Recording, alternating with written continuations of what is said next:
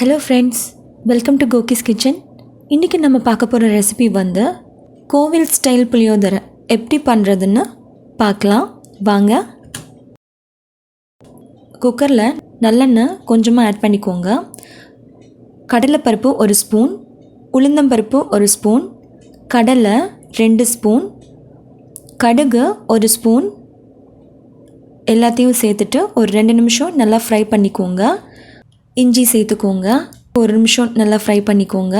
காஞ்ச மிளகா 10, பச்சை மிளகா 2, இன்னும் ஒரு 2 நிமிஷம் நல்லா ஃப்ரை பண்ணிக்கோங்க. புளி, இந்த அளவுக்கு புளி தண்ணியை நான் கரைச்சி வச்சுருக்கேன், 1/2 கப் இருக்குது, அதையும் ஆட் பண்ணிக்கோங்க. அப்புறம் பெருங்காயத்தூள் இந்த அளவுக்கு ஆட் பண்ணிவிட்டு 1/2 கப் தண்ணி சேர்த்துக்கோங்க.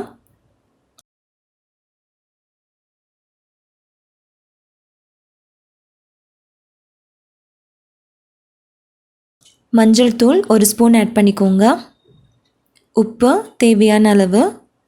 பாயில் ஆனதுக்கப்புறம் அரிசி, 1 கப் அரிசிக்கு நம்ம 1/2 கப் தண்ணி, 1/2 கப் புளி தண்ணி எடுத்துருக்கோம், கரெக்டாக இருக்கும்.